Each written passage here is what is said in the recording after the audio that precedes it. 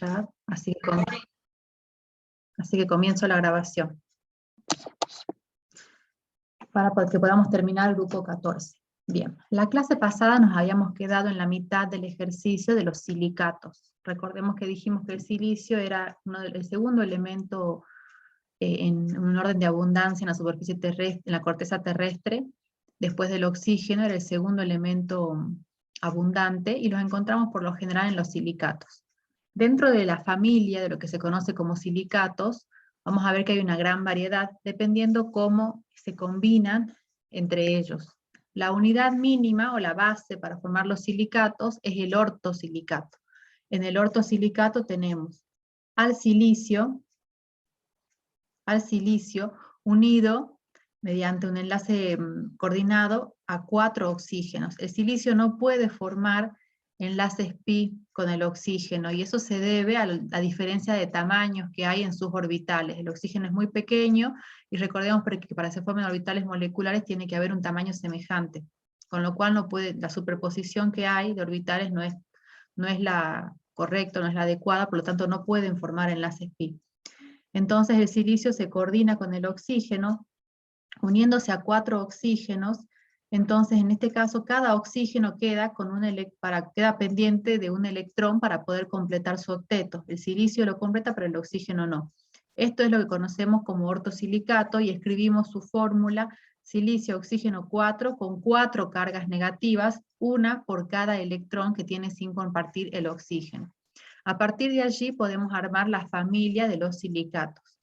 Para representarlos, como el silicio se une a los oxígenos mediante una estructura tetraédrica, como la que vemos aquí abajo, donde en los vértices del tetraedro están los oxígenos, y en el centro del tetraedro está el silicio, me falta la I del silicio, podemos representar a ese tetraedro, ya sea de esta forma, donde no estaríamos aquí representando el átomo de silicio, estamos con los puntitos indicando únicamente los átomos de oxígeno. En el centro tendríamos el silicio, en el centro del tetraedro, o bien de esta otra forma, donde en los vértices tenemos los oxígenos, más un oxígeno que indicamos aquí con este anillo, podríamos decir, y el puntito nos está indicando el átomo de silicio.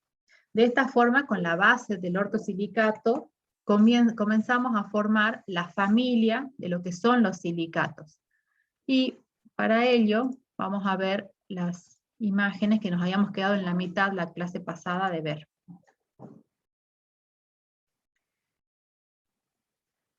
Lo que puede ocurrir es que entre 2 ortosilicatos se compartan un oxígeno para poder satisfacer ese electrón que tiene sin compartir el oxígeno, y para que el oxígeno termine completando su octeto. En ese caso, este oxígeno que está compartido se cuenta como medio para cada uno de los ortosilicatos. Y por cada oxígeno que esté compartido, la carga termina siendo satisfecha, esa carga -1 que teníamos, termina siendo satisfecha porque está unida a otro ortosilicato. Por lo tanto, si tendríamos que sacar la fórmula mínima del disilicato, para que recordemos, por cada oxígeno que se encuentra en el vértice, contamos 1, pero si el oxígeno está compartido, corresponde contar 0,5 para cada ortosilicato, y para los oxígenos compartidos ya no contaríamos las cargas, mientras que para los oxígenos sin compartir, cada uno tendría una carga de -1. Entonces, para el disilicato o pirosilicato, donde se comparte un solo oxígeno, si contamos y sacamos su unidad estructural, tenemos 1, 2, 3, 4, 5, 6 oxígenos sin compartir, por lo tanto, llevamos 6 oxígenos, más el que está compartido, que contamos 0,5 para cada uno, 0,5 y 0,5 tendríamos 1, en total son 7 oxígenos, y cada uno de estos tetraedros, recordemos que en el centro tiene un silicio.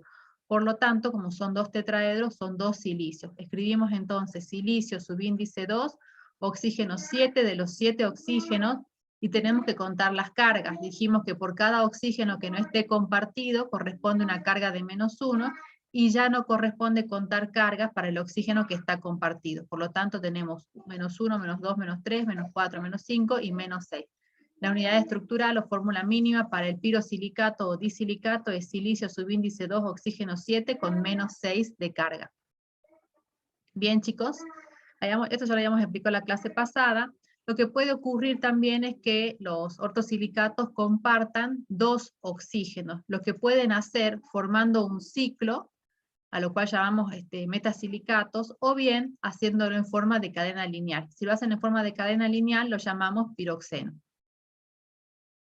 En el caso del metasilicato, acá fíjense que tenemos diferentes ciclos formados, aquí con 3 ortosilicatos, 4 y aquí con 6. Tenemos entonces como unidad estructural siempre 2 oxígenos compartidos y 2 oxígenos sin compartir.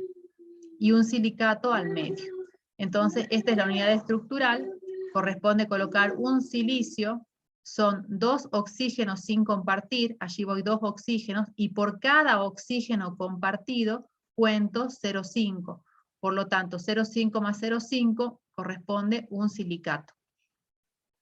Entonces, en total, un oxígeno, perdón. Entonces son 2 oxígenos sin compartir, más 0,5 y 0,5 son los 3 oxígenos. Y para contar las cargas, por cada oxígeno sin compartir cuento -1, por lo tanto tengo -1 y -2, y para los oxígenos compartidos no contábamos las cargas, por lo tanto me queda como carga -2 para la unidad estructural del metasilicato, que se puede repetir n veces, dependiendo de los ciclos como se formen, o bien cuán extensa sea la cadena lineal. ¿Sí? La unidad estructural entonces es silicio, oxígeno 3 con una carga -2, y ponemos un n porque puede repetirse n veces. Aquí está 3 veces, aquí está 4, aquí está 6.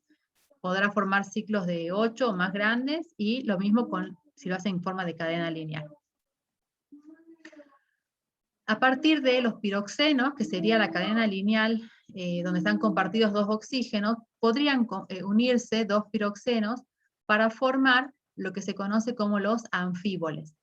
En los anfíboles tenemos 2 piroxenos unidos que comparten en forma alternada 3 oxígenos y 2 oxígenos. Fíjense entonces que este ortosilicato comparte 3, este comparte 2, este comparte 3, este comparte 2. Y como es una cadena doble, o sea de 2 piroxenos, vamos a sacar la unidad estructural primero para esta parte, donde tenemos un ortosilicato con 3 oxígenos compartidos y luego 2, y luego eso lo tenemos que multiplicar por 2, porque la anfíbole se caracteriza porque son 2 piroxenos unidos. Entonces tenemos, para contar la unidad estructural, para este primer ortosilicato que tenemos aquí, tenemos un oxígeno sin compartir, 0,5 más 0,5 son 2 oxígenos, serían otros 2 oxígenos allí en total. Con este 0,5 tenemos 2,5. Si ahora contamos para este que comparte 2 oxígenos, sería, a ver, 1, tenía 1, 2, 2,5. Acá tengo 2,5. Acá tengo 1, 2, 2,5, 3,5, 4,5, y este que comparte 2, tengo 5, 0,55, y acá los otros 0,5 son los 5,5. De oxígeno, entonces, para este par de ortosilicatos tengo 5,5, y cada uno tiene un silicio adentro, por lo tanto tengo, primero tomo como base silicio subíndice 2, oxígeno 5,5, y cuando cuento las cargas, tengo un -1 para este oxígeno sin compartir, otro -1 para este oxígeno sin compartir, y otro -1 para este oxígeno sin compartir. Por lo tanto tengo un total de -3. Pero como dijimos que los anfíboles son 2 piroxenos unidos, recién conté un piroxeno, ahora tengo que contar el otro para que sea la unidad estructural de los anfíboles, por eso lo multiplico por 2. Con lo cual resulta que la unidad estructural, vamos a poner ahí para que se lea completo, la unidad estructural para los anfíboles va a ser silicio subíndice 4, oxígeno 11 y de carga -6. Esa es la unidad estructural del anfíbole porque son 2 cadenas de piroxenos unidos. Me queda luego la mica, donde se van uniendo, compartiendo 3 oxígenos, formando láminas, con lo cual la unidad estructural es una lámina que se va extendiendo en el plano, y la unidad estructural resulta que es un ortosilicato, considerando que comparte 3 oxígenos.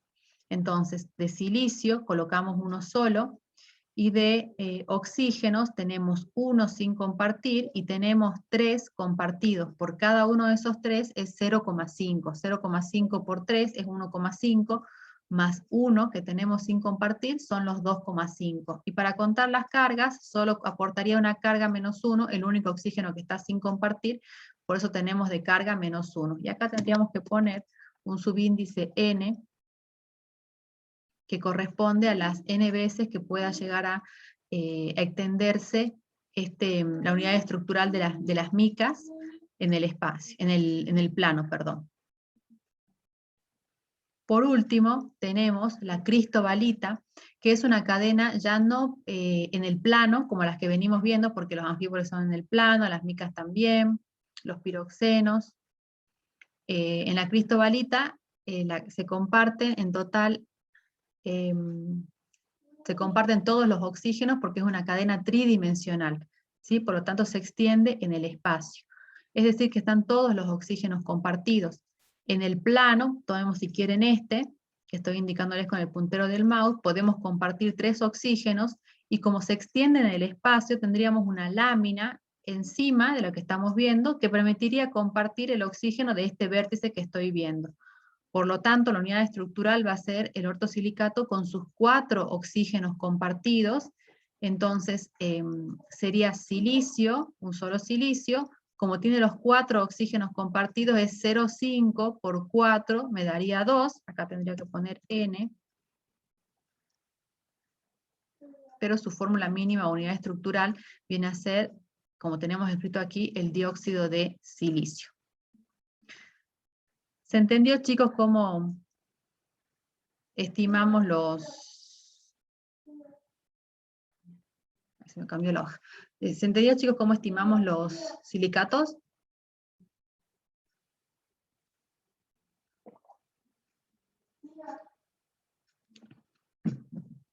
Bien, aquí me contestan que sí. Bien.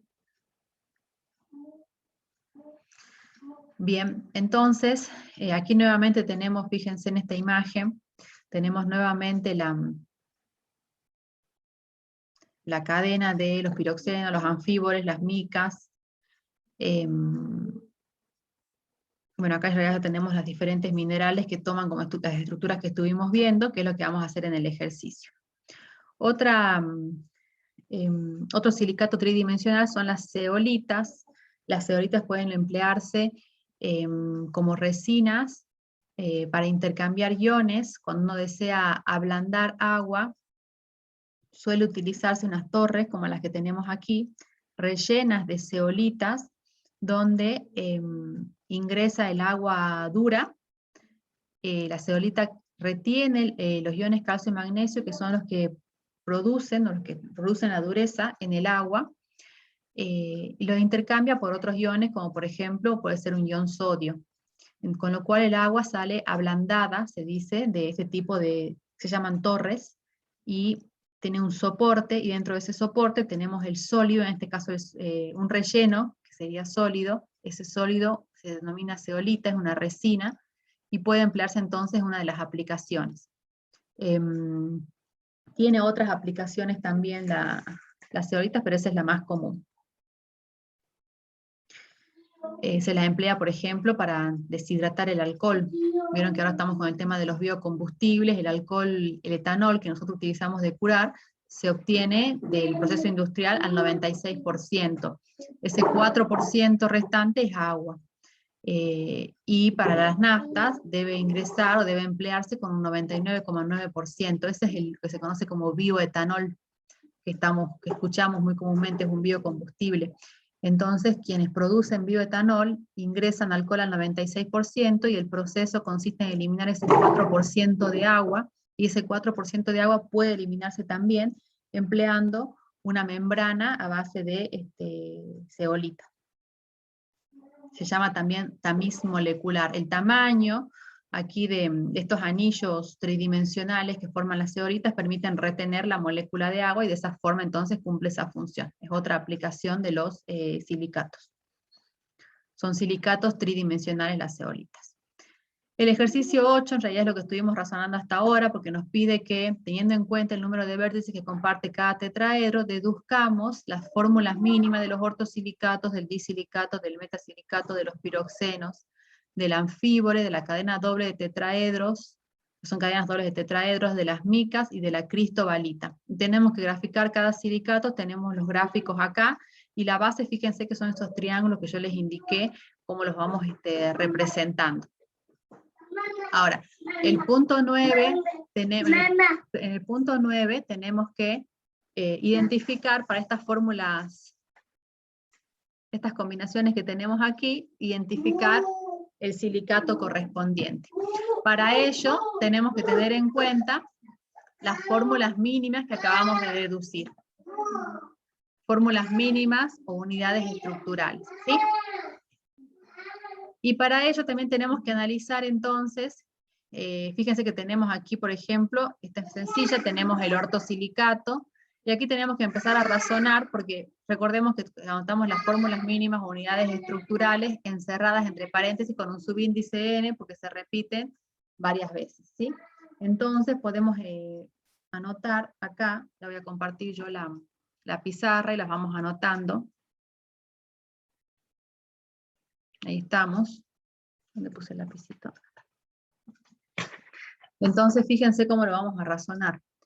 El ejercicio es el ejercicio número 9, que entonces nos pide clasifique, de acuerdo con las estequiometrías deducidas anteriormente, las siguientes combinaciones. Tenemos, en este caso, el silicato, un silicato de zirconio. Podemos ayudarnos con la tabla periódica para conocer el estado de oxidación más común del zirconio, que también nos va a ayudar a razonar cómo nos quedó cómo queda el anión, con qué cargas. Recordemos que justamente estamos contando las cargas, ¿sí? El zirconio tiene un único estado de oxidación, que es +4, con lo cual todo esto debe tener una carga -4. Entonces, este anión no es otro que el ortosilicato. Profe, no se está ¿Sí? actualizando, parece la pantalla. A ver, pero están viendo la pizarra, ¿no? Sí, sí, A ver, ahí está. ahora actualizo la. Sí, a veces está media lenteja. ¿Ahí se actualizó? Sí, profe. Ahí está. Bien. Bien, me van avisando cualquier cosa porque si no yo hablo y ustedes no están viendo. Entonces decíamos que el zirconio tiene +4, eso me queda que todo el anión queda con -4, o sea que tengo como anión el ortosilicato, o sea que este primero es un tipo de silicato, un ortosilicato específicamente. De esta forma vamos a ir razonando. El siguiente tiene bario, tiene titanio, y el anión tiene 3 silicios y 9 oxígenos. Recordemos que de las fórmulas que estuvimos deduciendo, las fórmulas mínimas, se repiten n veces en las cadenas de silicatos que estuvimos viendo. El bario solo tiene un estado de oxidación que es +2. El titanio puede tener +2, +3 o +4, el más común es el +4. Y tengamos en cuenta que el anión, se va a repetir n veces. Entonces, busquemos cuál podría ser. Si miramos allí si miramos la presentación, deberían ser múltiplos. Por ejemplo, si yo tendría varios ortosilicatos, tendría que tener, como la fórmula mínima del ortosilicato es silicio, oxígeno, subíndice 4, si tengo múltiplos, debería tener, por ejemplo, silicio, subíndice 2, oxígeno 8, ¿sí? Debería ir teniendo los múltiplos. Deberían ser entonces coherentes. Entonces tenemos que razonar que el múltiplo de qué es este silicio, subíndice 3, oxígeno 9, en base a lo que estuvimos viendo. ¿Y qué podrá ser? Fíjense que el pirosilicato o disilicato tiene esta fórmula. ¿Podrá ser un disilicato? ¿Qué opinan? No, profe. No puede ser, bien. Profe, ¿sería un metasilicato? Sí, sería un metasilicato, porque tenemos allí como fórmula silicio, subíndice 3, con una carga -2 y se puede repetir n veces. Entonces, aquí aparentemente este n vale 3. Entonces, como la carga es -2, todo esto por 3 tendría que darme -6, y +2 con +4 es +6, con lo cual nos estaría cerrando la fórmula, y este por lo tanto sería un metasilicato. Bien, de esa forma tenemos entonces que ir razonándolos. Yo no voy a hacer todos, voy a hacer algunos. A ver, ¿dónde tengo la guía? Acá lo tengo. Voy a hacer los dos que siguen, se los voy a dejar porque son fáciles. Fíjense que son todos múltiplos y parecidos al que hicimos recién. Con eso ya les estoy diciendo qué son. Voy a hacer el cuarto, que tenemos sodio subíndice 2, circondio, y tenemos silicio 4, oxígeno 11. El sodio tiene +1, por 2 sería un +2, y el circondio dijimos que tiene +4, +2 y +4, todo esto me estaría dando +6, con lo cual todo esto debería ser -6. Esta es directa. Si miran ese anión, me pueden decir qué silicato es. Miren a ver el anión ese. No se actualizó la pantalla, profe. Ay, qué macana. Ahí. Estoy haciendo el cuarto, ¿sí? El segundo y el tercero son similares el tercero y el cuarto, perdón, estoy haciendo el quinto. El tercero y el cuarto son iguales al segundo que hicimos. Ahí se actualizó, ¿no? Lo que razonamos entonces es esto. El sodio con un +1, por 2 es +2, el circondio es +4, +2 y +4 es este +6, y todo el anión, entonces me queda con carga -6. Tenemos silicio 4, oxígeno 11 con carga -6. Esta es directa, les decía yo. ¿Qué silicato es?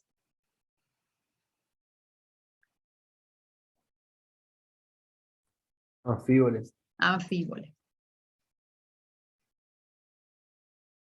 Esta es anfíbole. Bien. El siguiente dice litio, aluminio, silicio 4, oxígeno 10, el litio es +1, el aluminio es +3, todo esto entonces es -4, con lo cual todo el anión tiene que quedar con +4.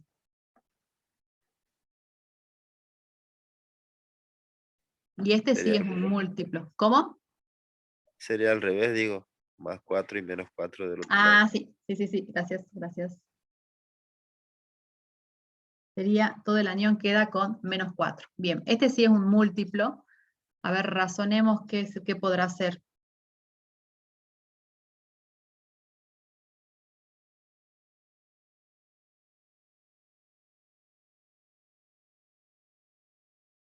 Ortosilicato no puede ser, porque tendría que tener, si multipliqué por 4 el silicio, tendría que tener 16 oxígenos, así que no es un ortosilicato. Tampoco es un disilicato.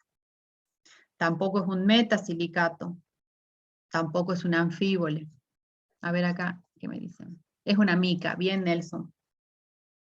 Es mica, porque su fórmula era silicio, oxígeno 2,5 con una sola carga -1, con lo cual estoy multiplicando por 4, me queda -4 de carga, 4 silicios y oxígeno 10, ¿sí? Era 2,5 de oxígeno. Bien, Nelson. Vamos a hacer el siguiente. Magnesio 3, silicio 2, oxígeno 7. El magnesio tiene carga +2, por 3 sería +6, con lo cual todo este anión tiene que tener carga -6. Este es directa también. ¿Qué tenemos allí?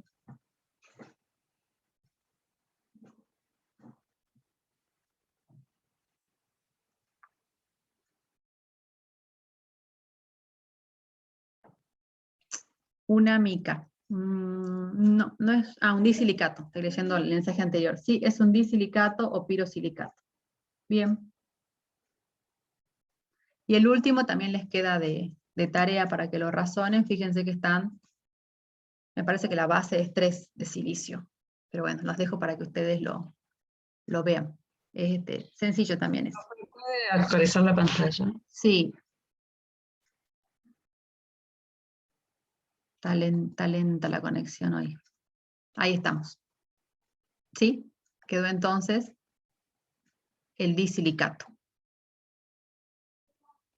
Bien, voy a continuar con la clase, voy a compartir el PowerPoint ahora, ¿sí?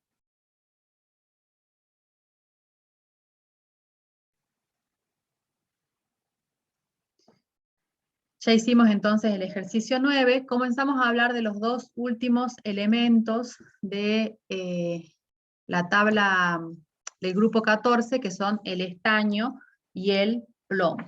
Voy a poner acá. Bien. El estaño existe como, con dos variedades alotrópicas, el alótropo metálico brillante es estable por encima de 13 grados centígrados, y el alótropo gris es no metálico, tiene una estructura similar a la del diamante, y es estable por debajo de la temperatura. Esta particularidad del estaño hace, por ejemplo, que cuando hay cuando hay elementos antiguos en los museos a base de estaño, es necesario que los elementos estén conservados con cierta calefacción, porque si no, si estamos en un lugar muy frío y la temperatura baja, termina transformándose el estaño en su alótropo y esa antigüedad se pierde y se transforma en polvo. Con lo cual entonces hay que tener esa consideración con las antigüedades que son de estaño, que anteriormente se lo utilizaba mucho para fabricar diferentes elementos. Por su ubicación en el grupo, recordemos que nos estamos aproximando a medida que vamos descendiendo en el grupo, aumentaba el carácter metálico, los primeros elementos del grupo eran no metálicos, y el plomo es el último y es metálico, y el estaño se comportaba como un semimetal, por lo tanto también se comporta en forma anfótera. Reacciona como un ácido y como una base. En presencia de ácidos, entonces, va a liberar hidrógeno y va a oxidarse a estaño más 2, liberando hidrógeno y formando agua. En presencia de oxidrilos, va a oxidarse también y a unirse a estos oxidrilos, formando un complejo.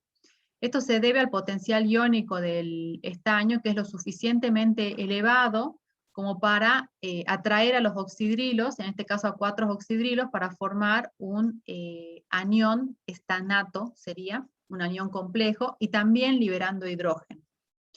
En la naturaleza se presentaba, dijimos, en su mineral, que es el óxido de estaño, que se llama casiterita, y por lo tanto, para obtenerlo puro, partimos de la casiterita, donde el estaño se encuentra como óxido con estado de oxidación más 4, y lo hacemos que se reduzca en presencia de coque, que sería el carbón.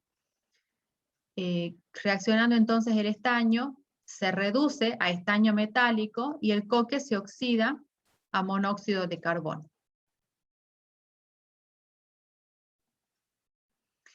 El plomo, que ya pasamos al elemento metálico del grupo, es un sólido blando, negro, grisáceo y bastante denso. Lo encontramos en la naturaleza como el mineral galena, y a partir de allí se lo obtiene. La galena es el sulfuro de plomo 2, que reacciona en sus procesos con el oxígeno en primer lugar para formar primero el óxido de plomo y dióxido de azufre, y luego el óxido de plomo, también en presencia de coque, que es un fuerte reductor, va a reducir al plomo a plomo metálico, plomo en estado de oxidación 0, formando el monóxido de carbono. Este proceso de obtención del plomo tiene la particularidad de que se elimina el dióxido de azufre, que es un gas altamente contaminante a la atmósfera y es uno de los precursores de la lluvia ácida, con lo cual la obtención del plomo a partir de la galena requiere, por lo general tiene subprocesos donde se aprovecha el dióxido de azufre para producir otro tipo de sustancias químicas, y si no, debe tener un tratamiento exhaustivo de estos gases para no terminar provocando un problema ambiental local en la zona donde está instalada la planta. De hecho, en Jujuy esto ocurría hasta hace unos cuantos años, porque había una fábrica que transformaba el sulfuro de plomo y tenía de hecho una planta que reprocesaba este gas dióxido de azufre. Lo hacía justamente a partir de la galena, ¿sí? El plomo tiene la particularidad de que es un elemento sumamente tóxico, interfiere en muchos procesos bioquímicos, en muchos de los procesos de nuestro cuerpo, y su grado de toxicidad depende de la exposición de las personas a los diferentes niveles de plomo, con lo cual el envenenamiento por plomo va a depender de cuánto esa persona haya estado expuesto. El plomo termina siendo para los trabajadores que manipulan estas sustancias o trabajan en fábricas de este tipo, si no tienen la protección adecuada, termina generando un problema, una enfermedad laboral que se conocía anteriormente como saturnismo, pero tiene una serie de efectos en el cuerpo dependiendo de las concentraciones. En concentraciones bajas puede provocar anemia en las personas, dolores de cabeza, pero puede tener en concentraciones más elevadas, en niveles más elevados de plomo que termina acumulándose en la sangre, puede provocar daño cerebral, en los niños puede provocar problemas de aprendizaje. En nuestra provincia, hace muchos años, en la localidad de Arapampa, existía una fábrica con plomo que, como era muy antigua y en esa época no se cuidaban los aspectos ambientales, se liberó gran cantidad de plomo al ambiente, y bueno, luego se hicieron ensayos en los niños, pruebas cognitivas para poder verificar si esas personas estaban efectivamente contaminadas con plomo o no. Anteriormente el plomo se utilizaba en muchos elementos que utilizamos en la vida diaria, con lo cual era bastante común las intoxicaciones por plomo.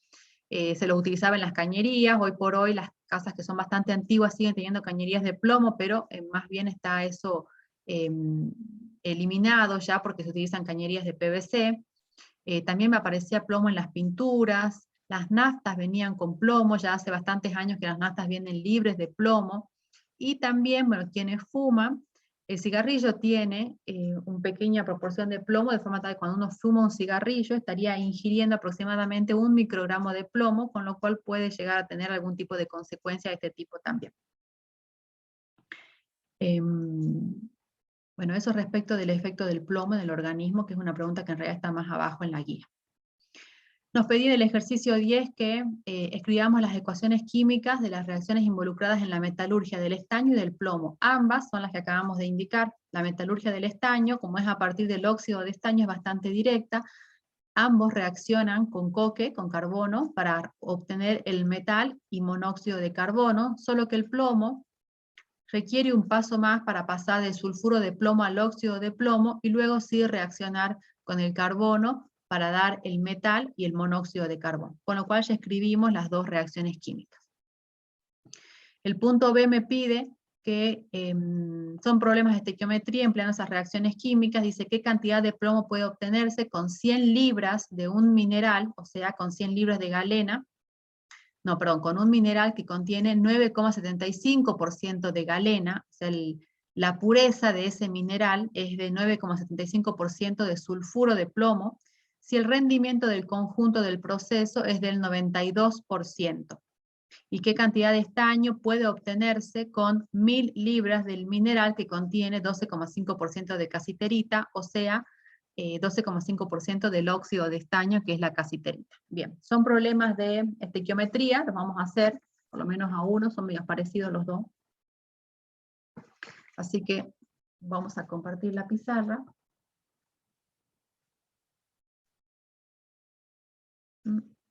Ahí estamos. Yo voy a ir copiando los datos. Tendríamos que tener la pizarra limpia.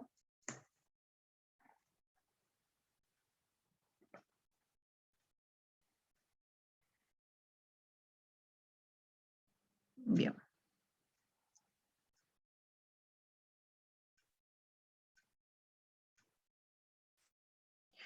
Tenemos entonces, para el caso del plomo, el sulfuro de plomo que reacciona con el oxígeno para dar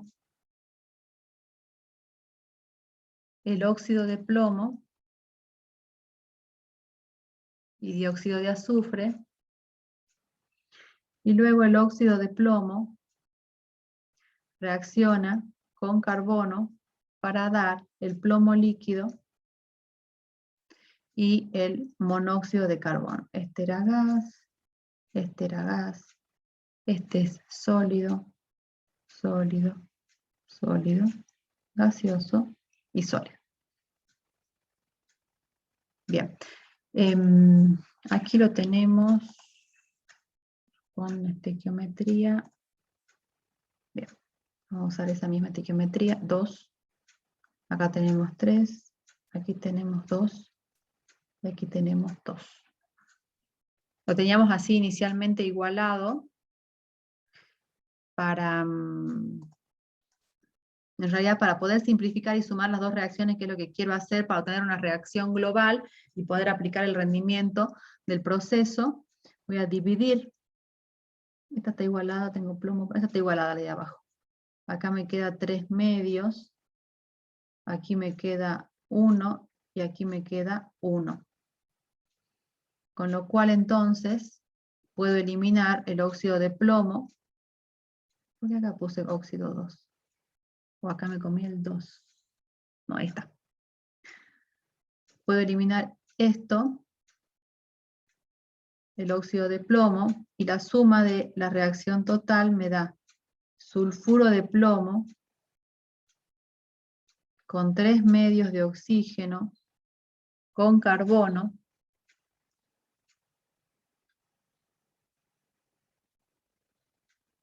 que me da el plomo líquido,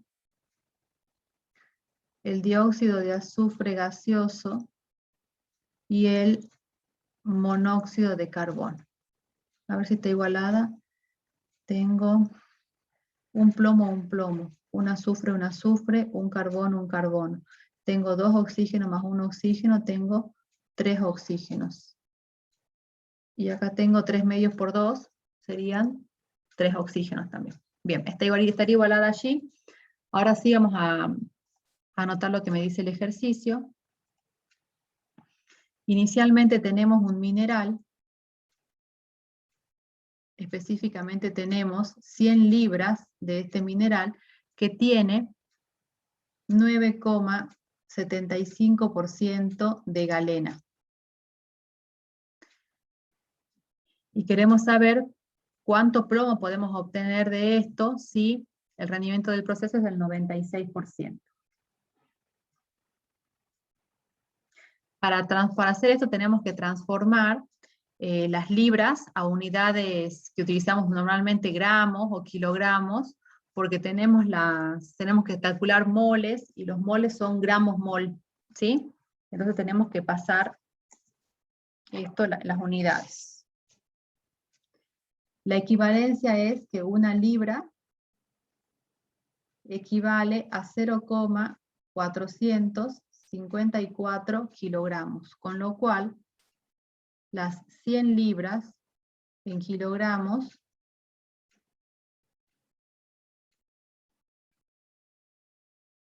sería por 100, me daría 45,4 kilogramos. Bien, 45,4 kilogramos de sulfuro de plomo. Este sulfuro de plomo tiene un rendimiento del 9,75%. Eso quiere decir que 100 gramos de este mineral tiene un rendimiento, no tiene una pureza del 9,75% este mineral. Quiere decir que 100 gramos de mineral tienen 9,75 gramos de sulfuro de plomo, de galena. Y esto entonces no es sulfuro de plomo, perdón, es el mineral. Con lo cual, los 45,4 kilogramos, podemos poner acá kilogramos y aquí kilogramos, de mineral, tendrán X. ¿Sí? No es diferente que ponga kilo o que ponga gramo, porque estamos aplicando el porcentaje. Mi calculadora. Acá. Profe, ¿puede actualizar la pizarra? Sí. ¿Saben qué voy a hacer? Hoy voy a desconectar. Ahí está, pero Ahí denme está, un ahí seg- está. Sí, pero ¿saben qué voy a hacer? La voy a... Bueno, ustedes vayan copiando, yo voy a ver si la puedo conectar en otra pestaña y les comparto la otra pestaña. A ver, ¿cómo hago ahora para saber qué pestaña comparto? A ver, espérenme, ya tengo abierta en las dos. Voy a cerrar la vieja y comparto la nueva. A ver si esta se actualiza más rápido. A veces es la pestaña que abro que queda como tildada. Ahí estamos, ¿sí?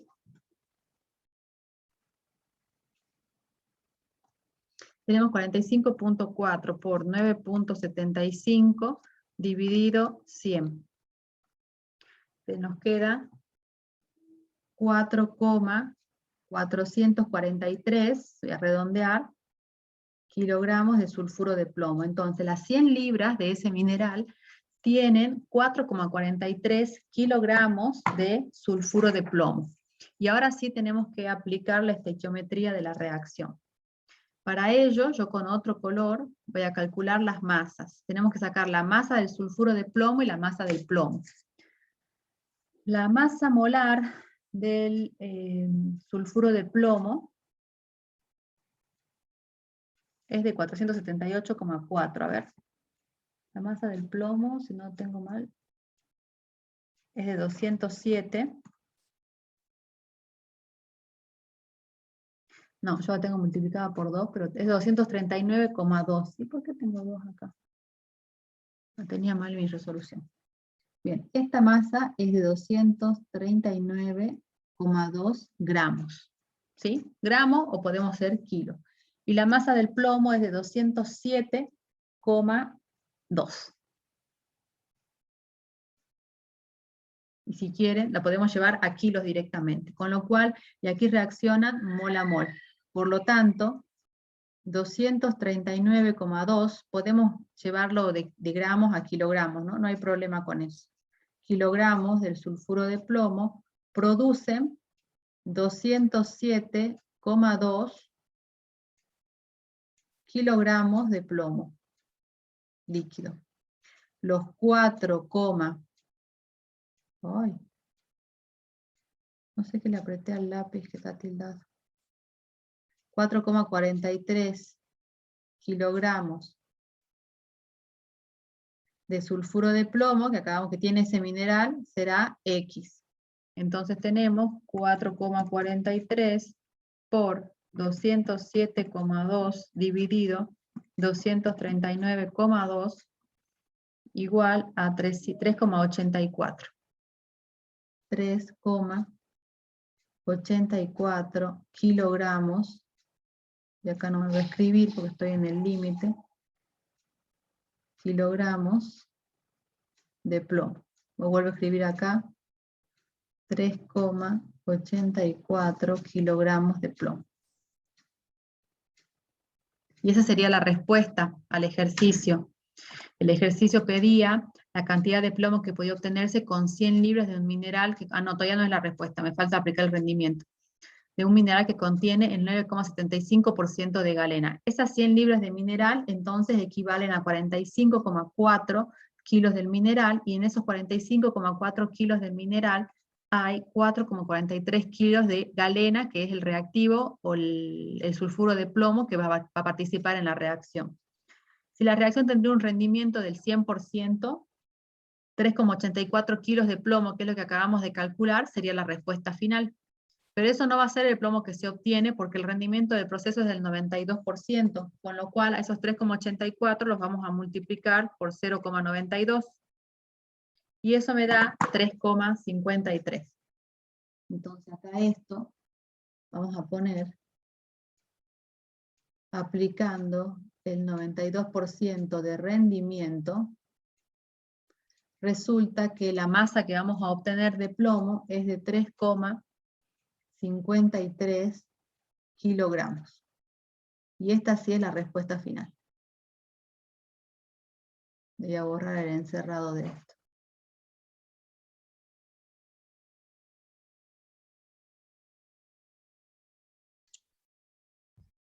Bien, Se chicos. puede- Sí. Ahí está. ¿Sí? Entonces aquí, para un rendimiento del 100% se obtendría 3,84. Aquí apliqué el rendimiento, el 92%, multipliqué simplemente los 3,84 por 0,92, porque tenemos que aplicarle el porcentaje, y me da 3,53. 3,53 kilos de plomo es la masa que va a obtenerse de este mineral. ¿Sí? Es un problema de estequiometría de química 1, aplicando rendimiento y pureza, nada más.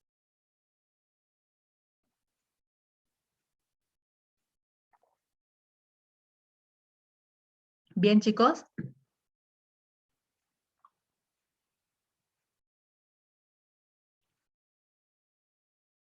¿Estamos, chicos, con este ejercicio? Sí, profe. Bien. La segunda, bien, acá me contestaba también Ignacio. La segunda parte es similar, es el mismo tipo de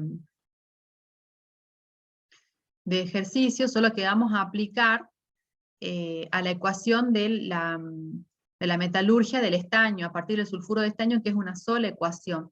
Tenemos 1000 libras, a esas 1000 libras las vamos a pasar a unidades del sistema internacional, o sea, a kilogramos, y ese mineral tiene una pureza del 12,5%. Aquí no me habla de rendimiento del proceso, con lo cual el cálculo va a ser similar, solo que llegaríamos hasta donde hicimos el 3,84 para el plomo, llegaríamos para la casiterita, ¿sí? Para sacar, perdón, la cantidad de estaño. A mí eso me dio, si quieren anotar, no lo voy a resolver porque quiero que pasemos al siguiente ejercicio, y quiero que terminemos ya el grupo 14. A mí ese cálculo me dio, anoten por favor, que se obtendría 357,6 kilogramos de estaño. Eso me dio a mí. 357,6 kilogramos de estaño. Pero me parece que lo hice mal, a ver. Sí, no lo anoten porque lo hice mal. No lo anoten porque me olvidé de aplicar el rendimiento, recién me estoy dando cuenta. A ver, 150. Sí, me olvidé de aplicarle, no el rendimiento, me olvidé de aplicarle la pureza. Bueno, ya se los calculo y se los paso, sino por el grupo de WhatsApp. Pero eso lo van a hacer solitos, ¿sí? No es complicado, chicos. Quiero que entremos al diagrama de Frost. Es igual el procedimiento. Vamos a entrar al diagrama de Frost, ejercicio 11, que ahí nos va a llevar un ratito para que lo razonemos. En el ejercicio 11 tenemos que analizar un diagrama de Frost de los elementos del grupo 14, identificar el más oxidante, el más reductor, el más estable, las sustancias que desproporcionan y las que comproporcionan, y escribir las reacciones de desproporción y comproporción. Bien, tenemos aquí un diagrama.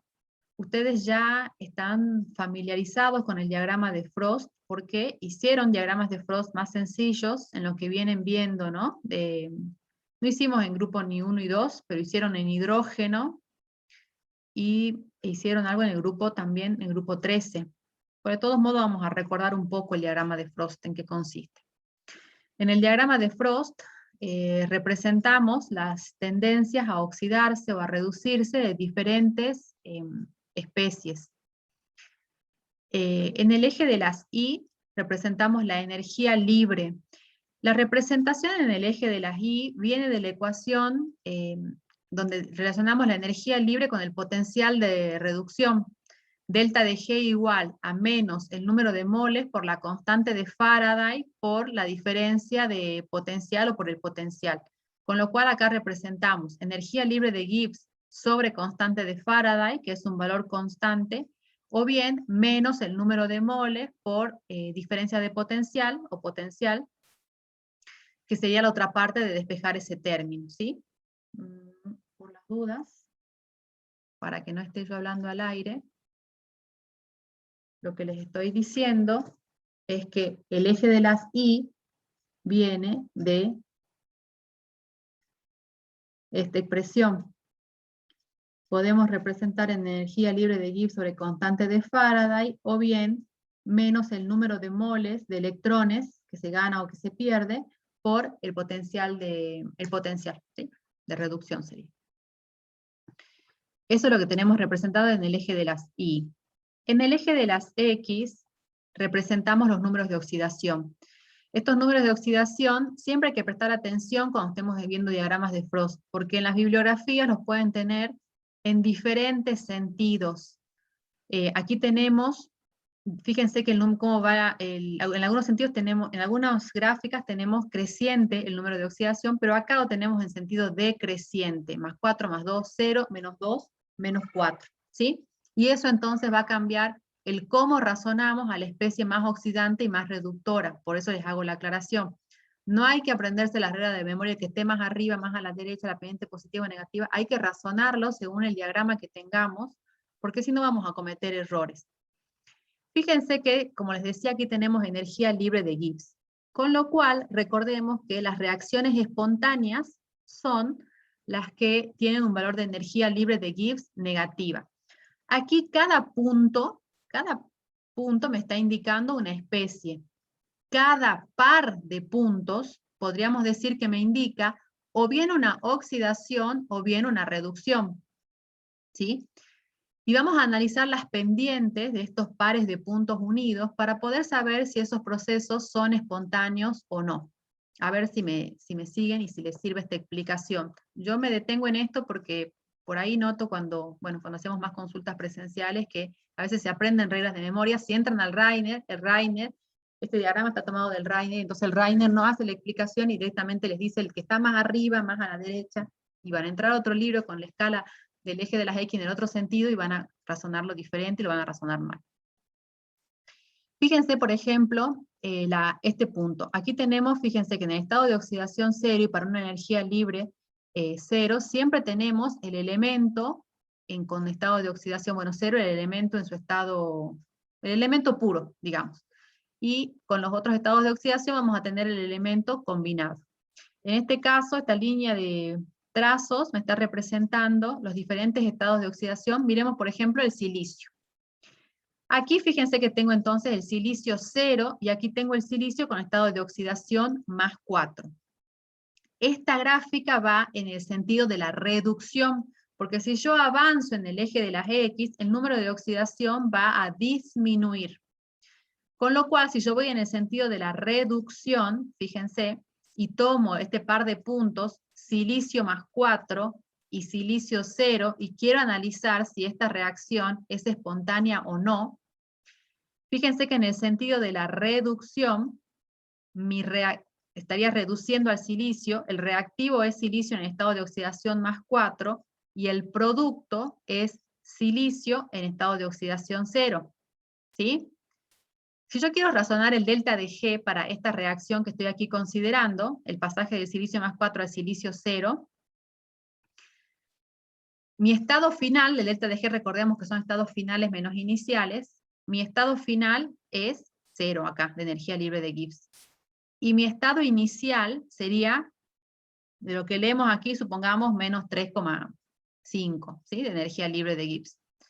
Cuando yo hago el delta del final menos el inicial, tengo el estado final es 0, menos 3,5. Menos con menos se me hace más, con lo cual el delta de energía libre de Gibbs me da positivo.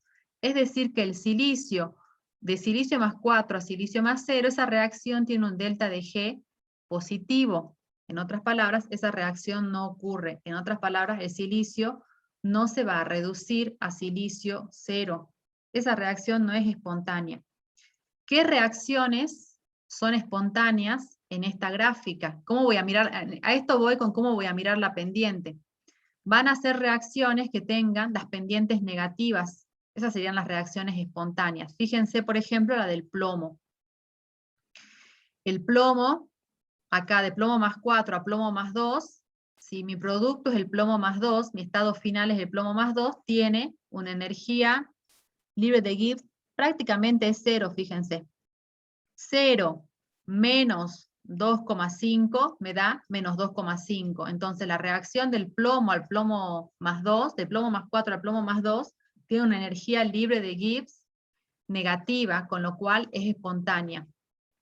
Es decir, que en esta gráfica, las sustancias que se están reduciendo en forma espontánea tienen se unen entre sí mediante pendientes negativas, ¿sí? Y las sustancias que se están oxidando de forma espontánea se unen entre sí mediante pendientes positivas.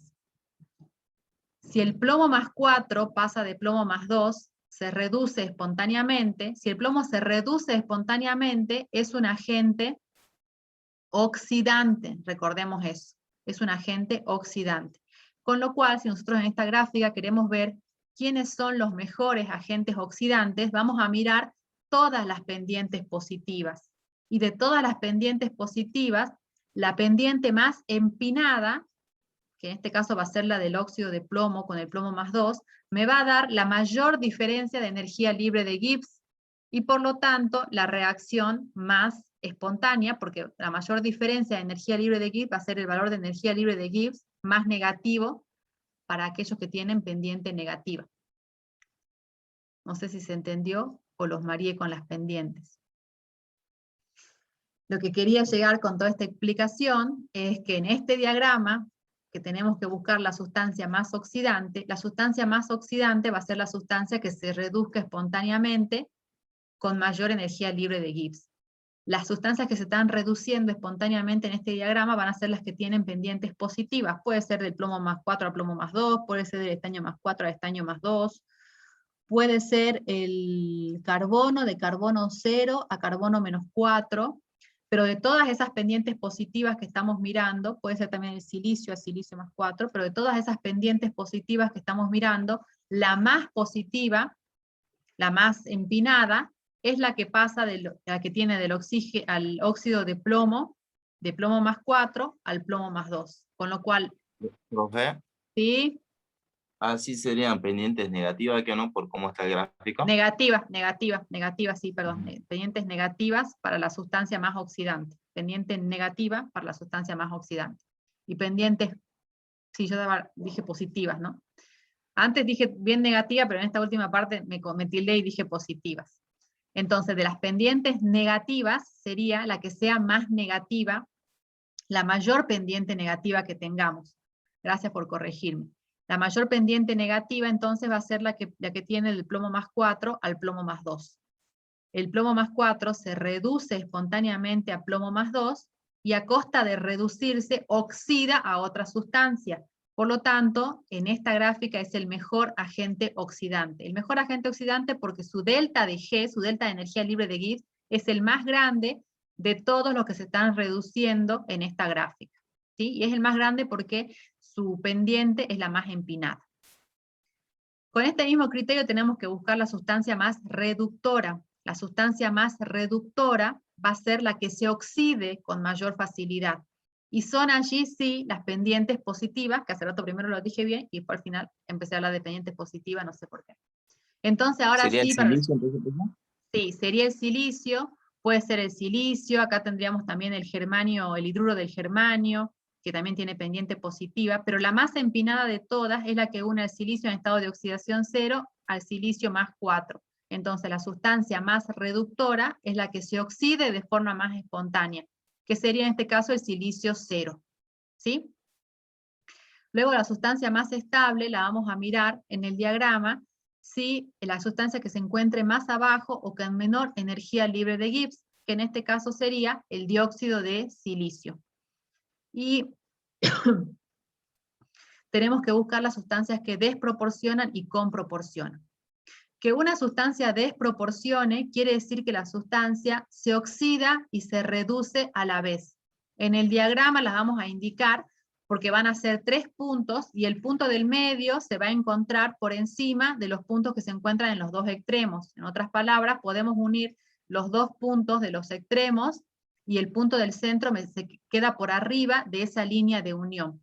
Entonces, con ese criterio, buscaríamos la cima de la montaña, podríamos decir, ¿sí? Con 3 puntos podemos formar una montaña, y la cima va a ser la sustancia que está desproporcionando. Por ejemplo, el monóxido de carbono puede desproporcionar a dióxido de carbono y a carbono 0. El silicio 0 desproporciona a dióxido de silicio y al hidruro, al silano, al hidruro del silicio. El germanio, apenas, pero el germanio 0, no, el germanio no, prácticamente no se ve aquí la diferencia para el germanio, así que no lo voy a nombrar.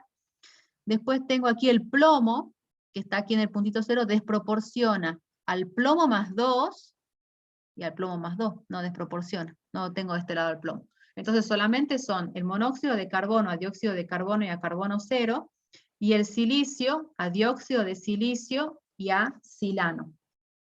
Y bueno, el germanio lo tengo como, a ver, no, el germanio no. Ah, sí, acá. El germanio más 2 va a desproporcionar al óxido de germanio con estado de oxidación más 4 y al germanio 0.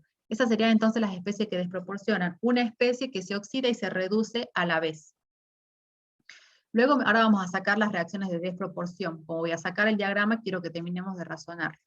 Las sustancias que comproporcionan son las sustancias que es cuando, mejor dicho, una comproporción, cuando dos especies, una oxidándose y otra reduciéndose, llegan a la misma tercera especie, ¿sí?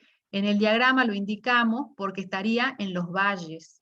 Tenemos 3 puntos y la sustancia a la que se comproporciona es la que se encuentra en el centro, y si uno con una línea los puntos de los extremos, la sustancia a la que se comproporciona está en el centro. Por ejemplo, en el estaño. Tengo estaño más 4, estaño 0, y por debajo de la línea que une al estaño más 4 con el estaño 0, tengo al estaño más 2. El estaño más 4 y el estaño 0 comproporcionan a estaño más 2.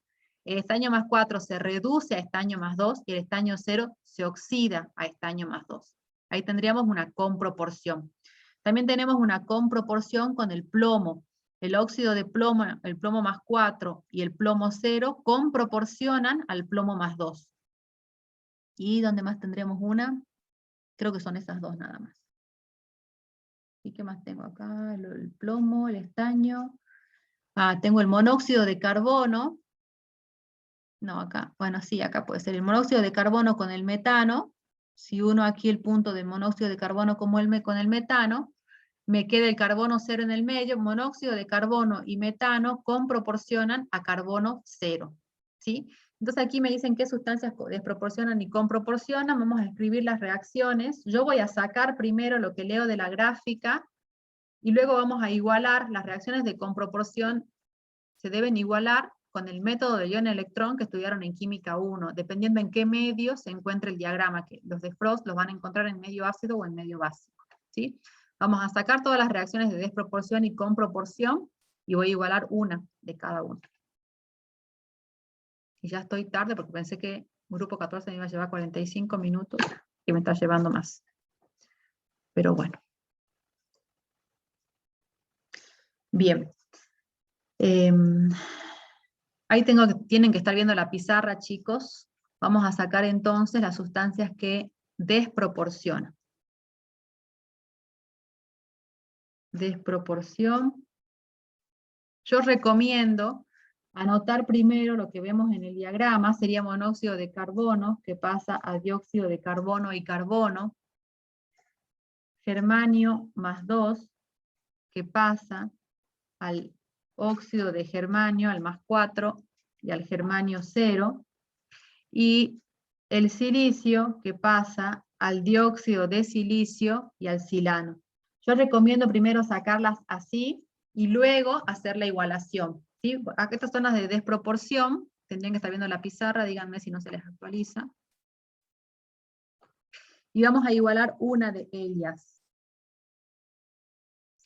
Podemos igualar la del monóxido de carbono. Para ello tenemos que, fíjense, acá tenemos el carbono como más 2, acá tenemos carbono más 4, y aquí tenemos carbono 0. Tenemos que sacar las hemireacciones. Primero vamos de monóxido de carbono a dióxido de carbono más 2 a carbono más 4. Ahora voy a recordar el método del ion-electrón. De más 2 a más 4 se está oxidando. Si se oxida, pierde electrones. ¿Cuántos moles de electrones? 2 moles de electrones. Estamos en medio ácido, por lo tanto tengo que igualar cargas con hidrógenos, y tengo que igualar masas con agua. Acá tengo dos cargas, bueno, en realidad acá no tengo carga, y acá tengo dos cargas negativas. Para que me quede igualado en cargas, tengo que poner aquí 2 iones hidrógeno, y de este lado tengo que agregar la mitad de agua del lado opuesto. Me queda igualada en masa por los 2 hidrógenos, y me quedan 2 oxígenos, y 2 oxígenos de cada lado está igualada la reacción de oxidación. Tengo que sacar la reacción de reducción, donde tengo el monóxido de carbono que pasa a carbono, de +2 a 0 se reduce, gana electrones. ¿Cuántos moles de electrones? 2, de +2 a 0, gana 2 moles de electrones, y ahora tengo que igualar las cargas y las masas. Aquí tengo que poner 2 iones hidrógeno para igualar cargas, y del lado opuesto pongo la mitad de agua. Tengo un oxígeno, un carbono, 2 hidrógenos, está igualada en carga y en masa. Ahora sumo. Se me van los 2 hidrógenos, se me va el agua, se me van los electrones, lo primero que se me va, y cuando sumo las dos reacciones me queda 2 de monóxido de carbono, 1 de dióxido y 1 de carbono. Y esta sería la reacción de desproporción igualada correctamente. Esta era sencilla de igualar, capaz que le salía sin hacer lo de los electrones, pero es la forma en la que tienen que igualar. Las podemos sacar del diagrama, como la sacamos recién, y luego tomamos primero la de reducción y luego la de oxidación, o al revés, las igualamos con el método del ion de electrón y luego las sumamos, ¿sí? Y esta sería entonces la reacción de desproporción correctamente igualada. ¿Esto todo se da en el medio ácido, profe, no? Les va a indicar en cada caso el diagrama. Cuando veamos grupo 15, este es el medio ácido, pero cuando veamos grupo 15 vamos a ver que tenemos diagramas en medio básico o en medio ácido, y por eso yo quería explicarles cómo igualamos, recordarles cómo igualamos en medio básico. El razonamiento es el mismo, pero el método del ion de electrón variaba si era medio ácido o básico. Así que tienen que ver en qué estado está el diagrama, en qué medio está el diagrama para poder igualar. ¿Sí? Bien, vamos a la comproporción. De las comproporciones, yo igualo una, a ustedes les queda de tarea hacer las otras, ¿no? De las comproporciones tenemos, era el plomo, el dióxido de plomo con el plomo 0, que pasaba a plomo +2, el estaño +4, con el estaño 0, que pasa a estaño +2, el monóxido de carbono con el metano, que pasa a carbono, y el hidruro del germanio, con el germanio en estado de oxidación +2, que pasa a germanio metálico. Estas son las reacciones de comproporción, yo voy a igualar la primera, nada más. El plomo acá está con estado de oxidación +4, acá está con 0, y acá está con +2.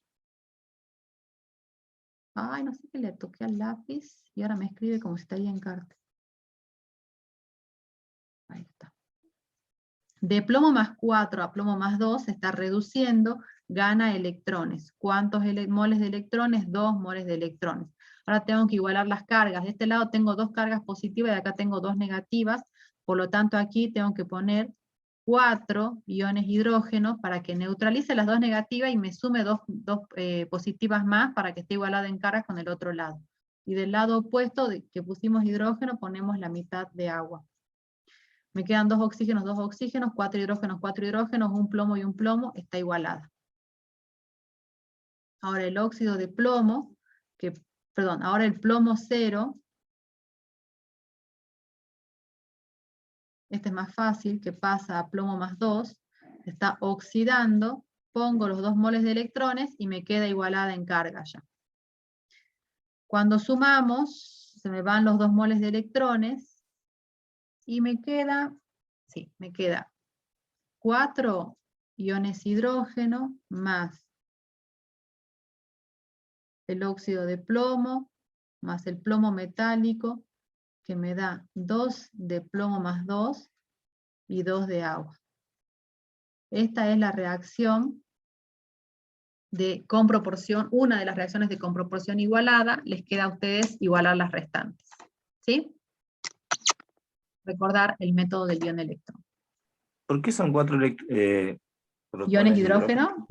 Porque tengo que igualar las cargas de este lado, del lado de la izquierda, donde tengo el óxido de plomo, tengo dos cargas negativas, y del lado de los productos tengo dos cargas positivas. Si yo pongo dos hidrógenos nada más, voy a neutralizar las cargas negativas y me voy a quedar con carga neutra del lado de los reactivos, y del lado de los productos sigo teniendo carga más 2, y tengo que estar igualada en cargas.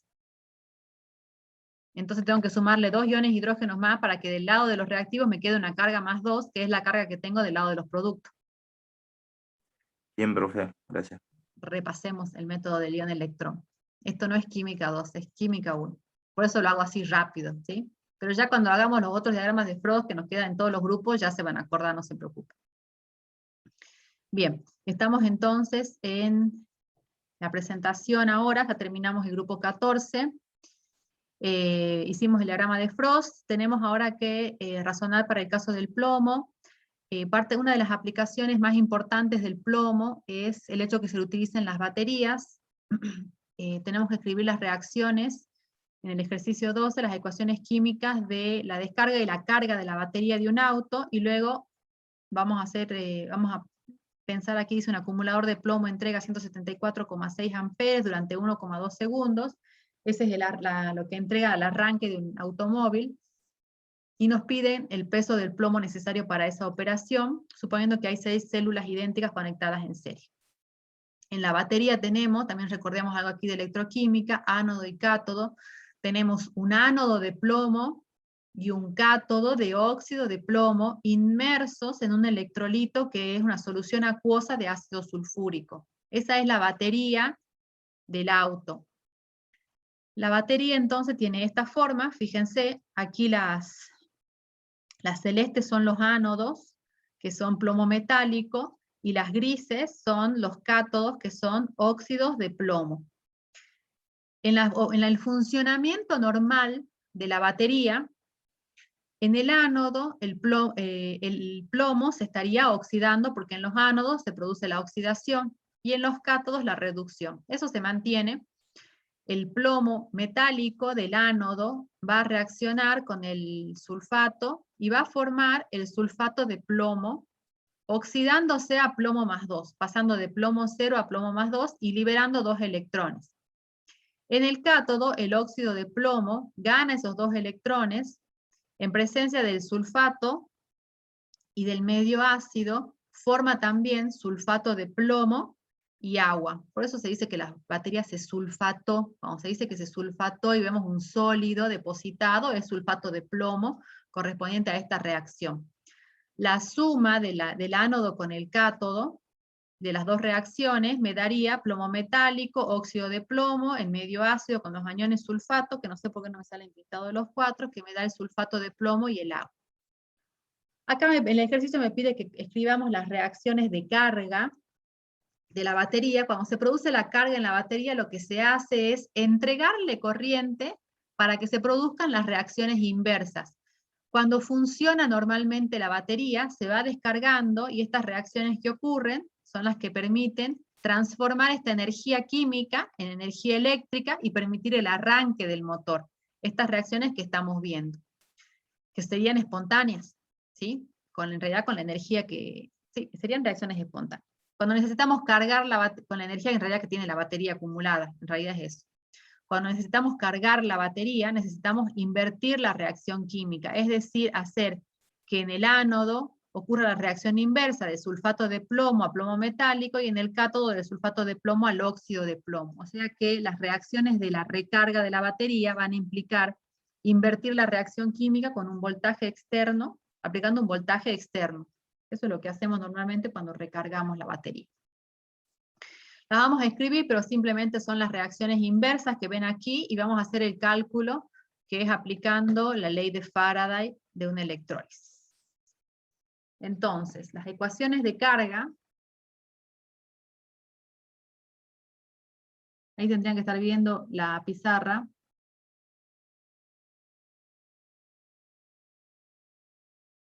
Durante la carga de la batería tenemos la reacción en el ánodo opuesta. Simplemente voy a copiar, chicos, la misma reacción del sulfato de plomo, que gana 2 electrones, para darme el plomo metálico y el anión sulfato.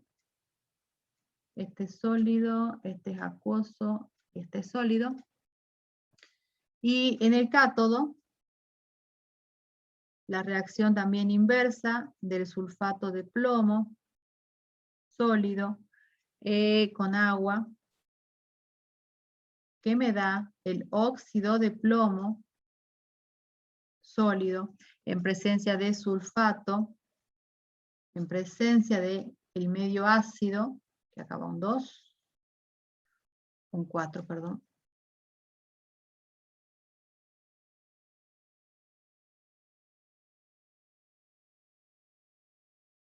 Y con los 2 electrones. Se me van los electrones. Y nada más, me queda 2 de sulfato de plomo, del medio acuoso en agua, me da el plomo metálico, el óxido de plomo, 2 sulfatos y los 4 hidrógenos.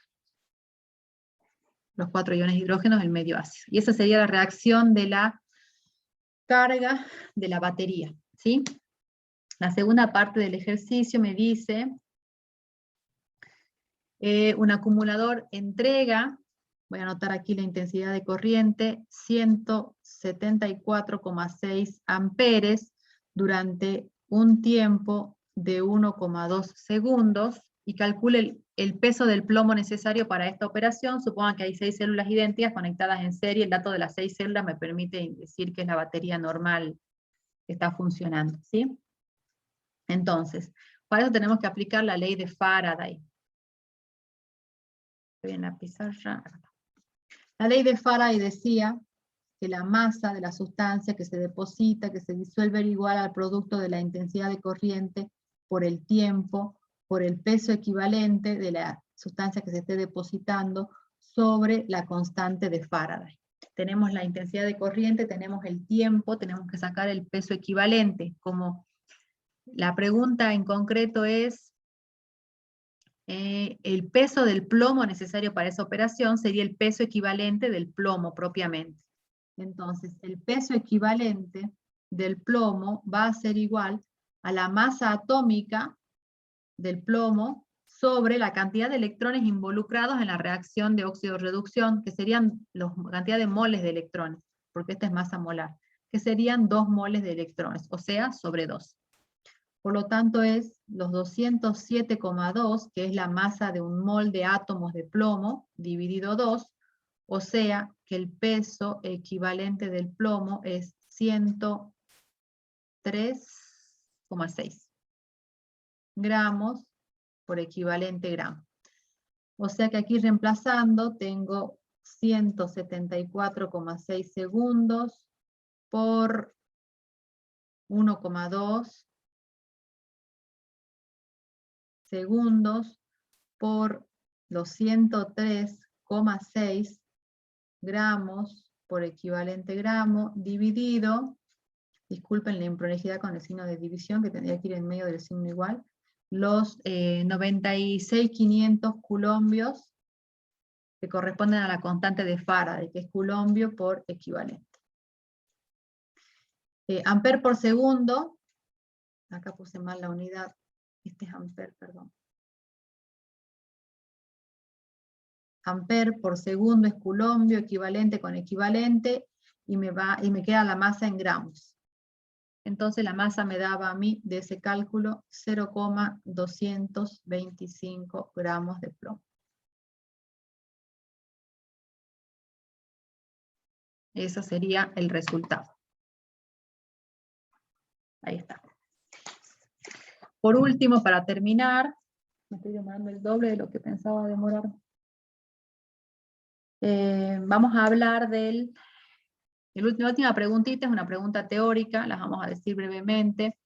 Me pregunta por qué el silicio es indispensable para la vida y por qué el plomo es tóxico. El por qué el plomo es tóxico ya lo dijimos hace rato, ¿sí? Dijimos qué es lo que provoca en las personas. ¿Y por qué el silicio es importante para la vida?